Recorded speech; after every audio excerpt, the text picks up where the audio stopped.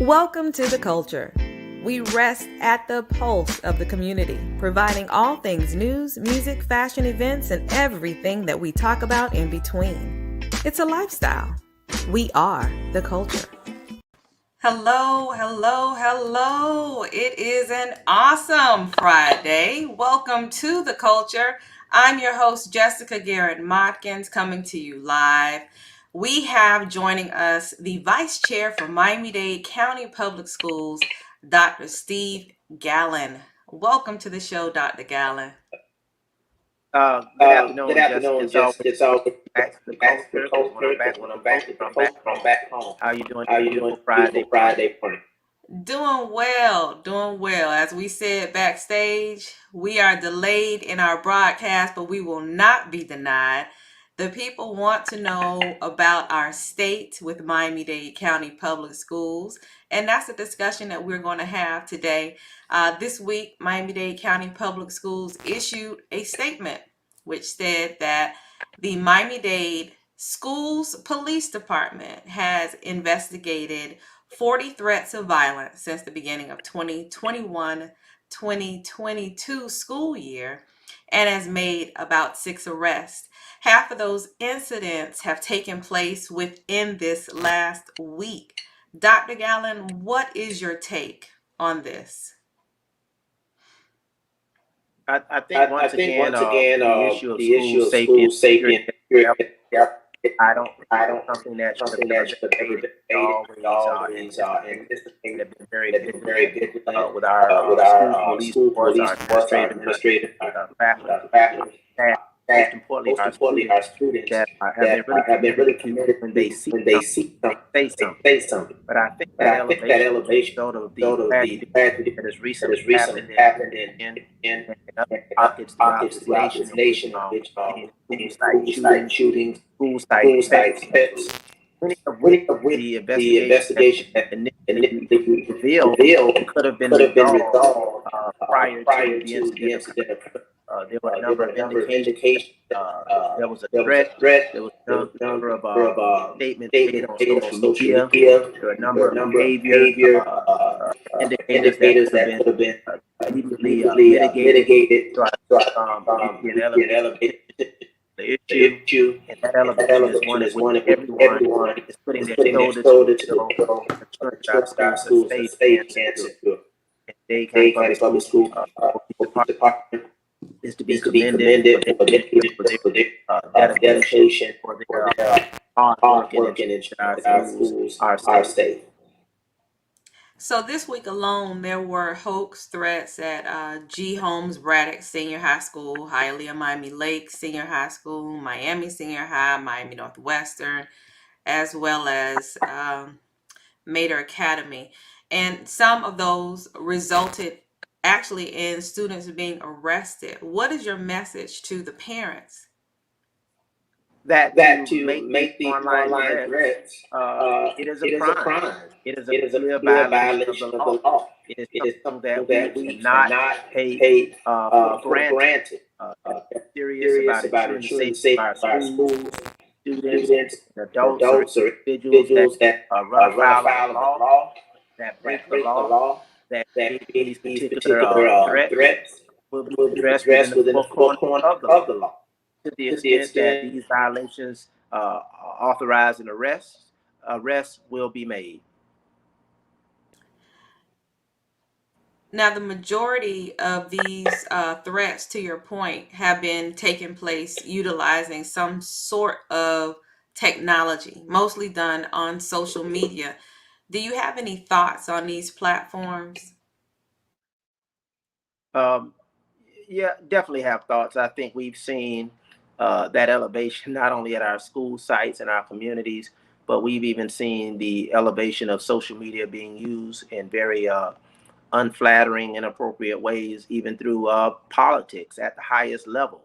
So I think it is something that we have to continue to prepare for. It is not going away.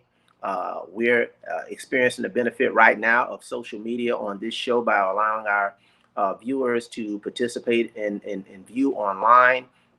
But it is something that has to be managed, has to be monitored, and those users of social media no matter what the age is, have to be responsible. And failure to be responsible means that they have to be held accountable, not only by the social media platforms, by the Miami-Dade County Public Schools, the state of Florida, and school districts and agencies throughout the nation, because this is not restricted to our schools.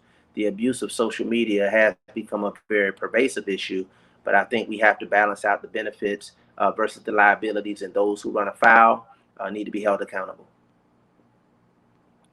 Reported that if any person who communicates a threat to kill, to do great bodily injury, or to do a mass shooting is said to have committed a felony in the second degree, punishable up to 50 years in prison.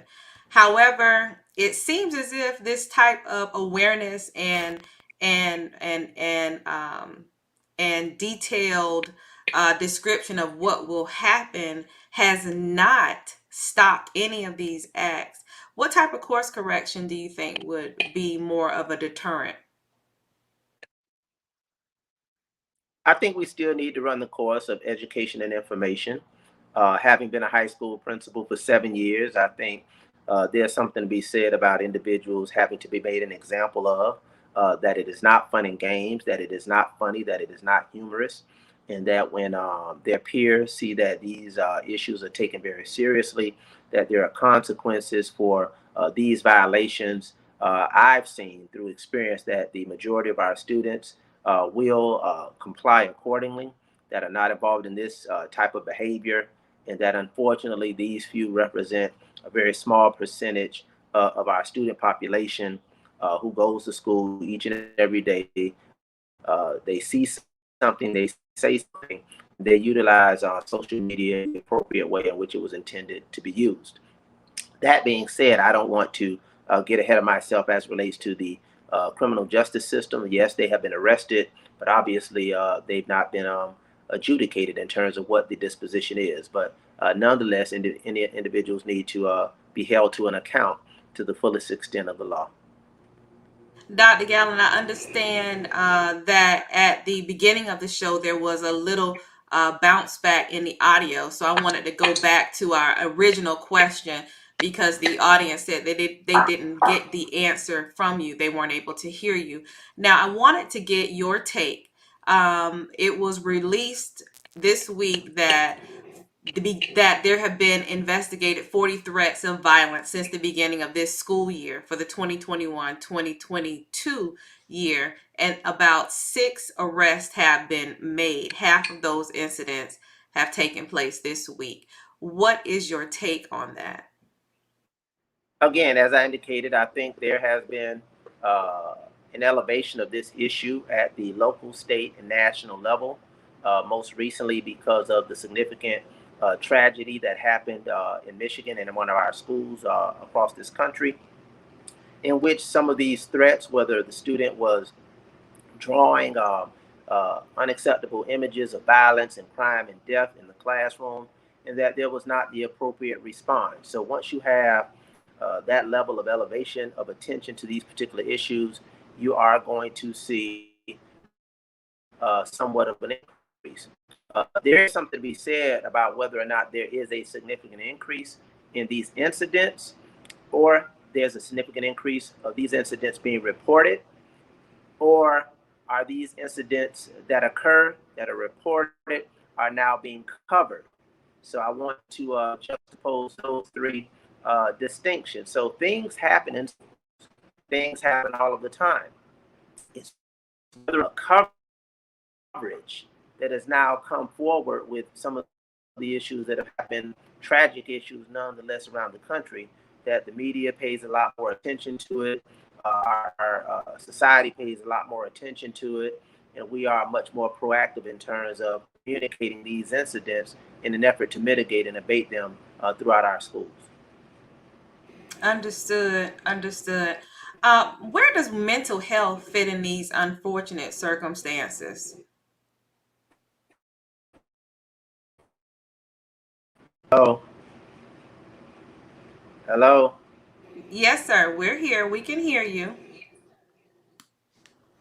Can you hear me? I can hear you I now. can hear you Yes. now. Yes. I couldn't hear you. I couldn't hear you. I was Yes, sir. I was asking in regards to these unfortunate circumstances, where does mental health fit into the equation? Um, it's we can't really determine that. Mental health fits into the educational equation, irrespective of these particular incidents. I don't think that these particular incidents should be a trigger once again of awareness around mental health. I think mental health should be something that educationally we remain committed to, irrespective of unfortunate and tragic incidents. There has been obviously a means by which a nexus relative to mental health is made between some of the incidents that have occurred. I'm not saying that is not a valid nexus to establish. However, we do know that sometimes students, irrespective of some of the challenges that they may face, make decisions that are not very good decisions to do things that are not very good things.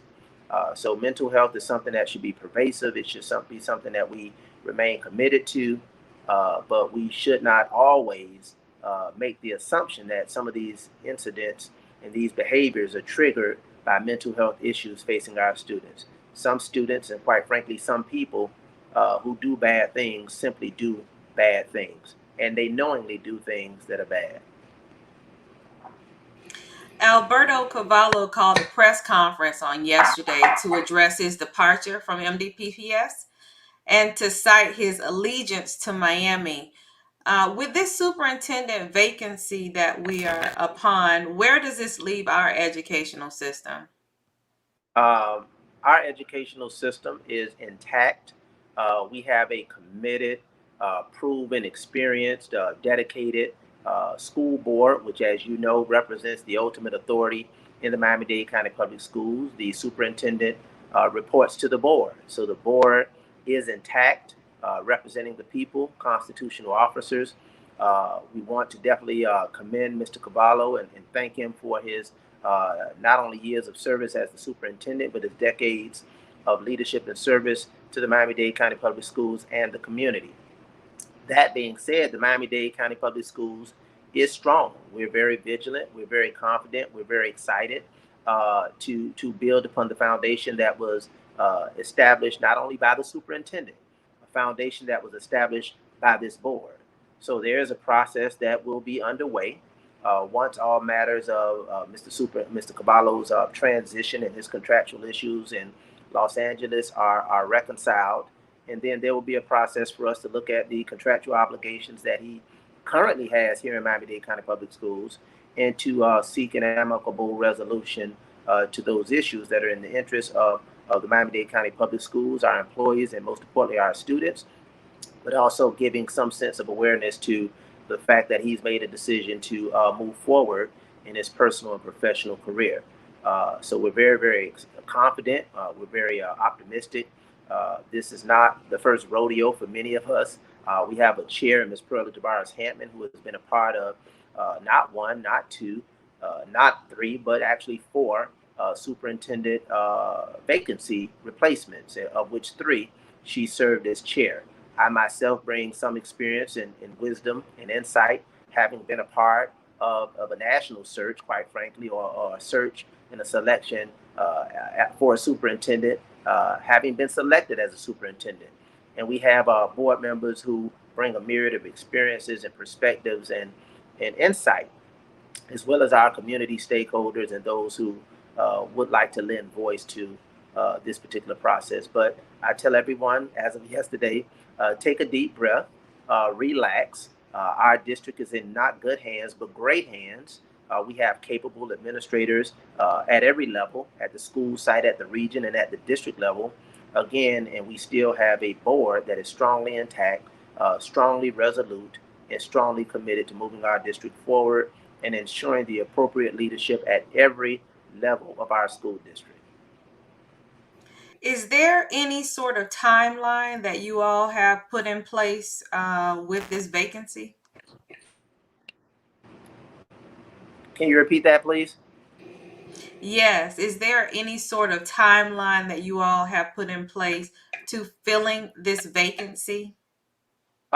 Absolutely not. There's not been a timeline that we have put in place because we have not convened around this particular topic as a board. So we can only act as a board. We're about 24 hours in, less than 24 hours in for the most part. His announcement was formally made at 1:30. So we're not even at 1:30 yet. We're not at 24 hours yet. Um, so no, we have not established a timeline because the board has not convened around this particular issue. And again, I say take a deep breath. Let's relax. Mr. Cavallo is still the superintendent of Miami-Dade County Public Schools until such time that the provisions governing his contract and his termination are resolved. Quite frankly, until LA, I'm sure, resolves his contractual issues there. Again, I was named as a superintendent in February of 2008. It took several months for me to resolve my contractual issues and execute a contract and have that approved at every level that was required. But we're optimistic that we are going to move forward in a very professional, very pragmatic, and a very prudent way.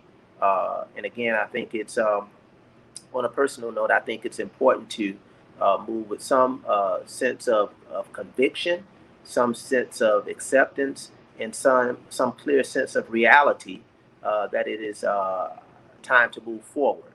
So I don't anticipate spending a lot of time on Mr. Cavallo's transition. My time and the board's time, I think, will be better spent on looking forward to the next superintendent and who will work alongside the board to move this district forward and build upon the great things that we already have in place. I do believe that that the residents and parents are looking to the next superintendent.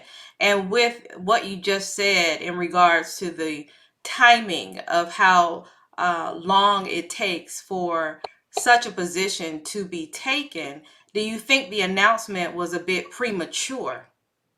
Absolutely. I commend Mr. Cavallo for the manner in which he communicated this particular issue. He first and foremost did the right thing by communicating with the board. This was not a New York, as I described publicly, debacle. He handled this very well, of which, again, I was not a part of the meeting relative to the anticipated New York issue. I did not attend that meeting. Since I've been elected, that's the only meeting that I did not attend, and I knowingly did not attend the meeting. Moving forward, this was handled in the best manner possible, knowing that Los Angeles Times had broke the story, that obviously it was being communicated here and around the country. And I think it was important for him to sewage and communicate the facts from fiction, to have this community, this district, the media be aware from his mouth to their microphones of what the circumstances were. So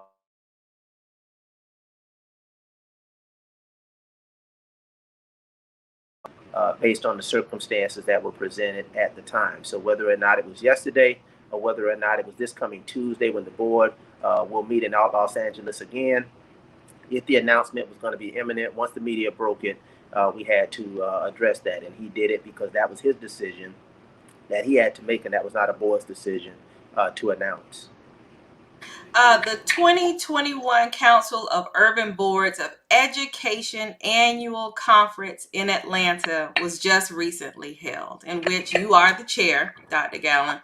Tell us about CUBE and the speech that you delivered on the state of urban education.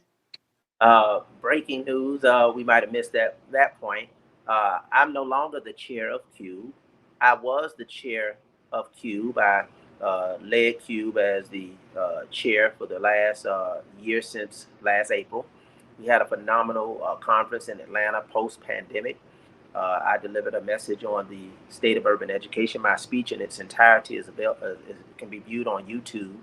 But most recently, as a part of the National School Boards Association, there has been tremendous division, partisan politics, and quite frankly, disorganization at the highest level of NSBA, of which states made a decision following the letter that was sent to President Biden regarding parents and threats at school board meetings, which unacceptably referred to parents as domestic terrorists.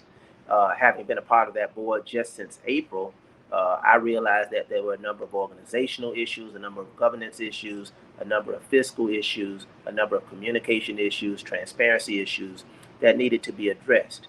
I, along with right now 18 states across the country, felt that unless some adjustments were going to be made, our continued membership would not have been a prudent, appropriate approach, because we're nonpartisan boards. We don't make decisions based on whether or not we're a Republican, Democrat, or an independent. We make decisions based on our commitment and resolve towards our students and our schools and education. So most recently, the Florida School Boards Association met in Tampa. I'm a member of that board as well. And after I spoke regarding what had transpired, I gave my sentiments and my expressions around the issue. They voted unanimously to withdraw membership from the National School Board Association. That withdrawal resulted in CUBE no longer being a part of Florida as well. And if CUBE is not a part of Florida, and I'm in Florida, then I'm no longer the chair of CUBE. So I guess the narrative was, and it was felt that I had the most to lose, because I was losing a national platform around education. But I've said throughout my entire career, over 30 years, I don't believe in titular leadership. That means entitled alone. I believe my service and my commitment and my leadership is not restricted to my membership in an organization. I'm going to serve either way, and I cannot continue to be a part of any organization. And I'm not talking about CUBE. I'm talking about NSBA, which is the oversight organization of CUBE. I cannot continue to be part of an organization or support an organization that conflicts with my principles. So I gave up the platform because it conflicted with my principles. And right now we are also moving forward along with other states across the country to formulate a new association that will provide a national voice, a national platform of advocacy, and I'm looking forward to being a part of that particular process. Wow. Wow. How does that fit in with the National Board of Education? Well, that's it. You have the National School Boards Association, and you have CUBE that is a part of that. So we're no longer members of the National School Boards Association. So once your state is not a member, your district cannot be a member, because that's part of the bylaws, and because our state withdrew its membership, which most people felt that it hinged significantly on my sentiments, because across the state of Florida, because I was the chair of CUBE, which is a national platform, I had the most to lose. And my colleagues across the state did not want to impose a situation, impose a vote that would potentially take away that platform, because they fully support and believe in the voice that I have provided nationally around issues of urban education. And once I conceded that I could not continue to support the National School Boards Association, my colleagues across the state found that degree of comfort and confidence, and I was willing to concede my platform because it conflicted with my principles. And I'm looking forward to the next iteration of this work and the organization that we will eventually formulate with other states. Right now, we're at about 18 states across the country that withdrew their membership. 18 states. 18 and counting. So I'll give you an example. I had officers. I was the president, I had a vice president, and I had a secretary. So I'm the president from Florida. The vice president was from Atlanta Public Schools in Georgia, and the secretary was from Shelby County in Memphis in Tennessee. Florida left, Georgia left, and Tennessee left. So the entire board officers had to be replaced, because we all were part of states that transitioned out, again with Florida being amongst the last, and Georgia following suit. But again, I willingly, knowingly, and wholeheartedly will withdraw my membership from any association or any partnership or any circumstance that conflicts with what I fundamentally believe in relative to education, relative to transparency, and quite frankly, relative to politics.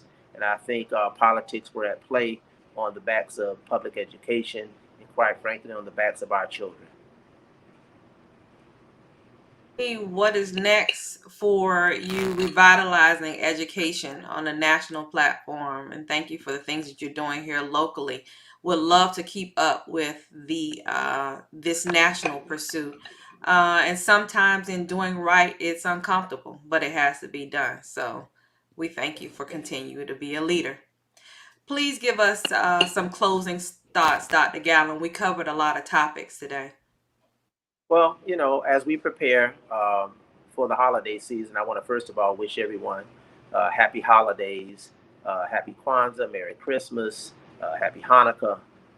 No matter what your faith and background is, whatever you celebrate during the winter recess, I want to wish you happiness, peace, and prosperity. Enjoy your family and loved ones. And again, want to thank you on behalf of the Miami-Dade County Public Schools for entrusting us with your children and being great partners. I know that we are experiencing change. It's not always about change, but change is somewhat uncomfortable. Change is somewhat anxious, but change is healthy and change is good.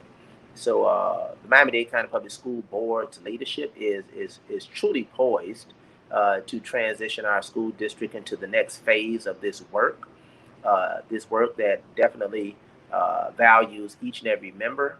As we value the superintendent, we value our custodian, we value our bus driver, we value our clerical, we value our principals, our district administrators, and we value our teachers. Everybody in the Miami-Dade County Public Schools plays a vital role in our district's success. It's not about one individual, albeit individuals make different contributions. We are one school system led by 9 members of the board.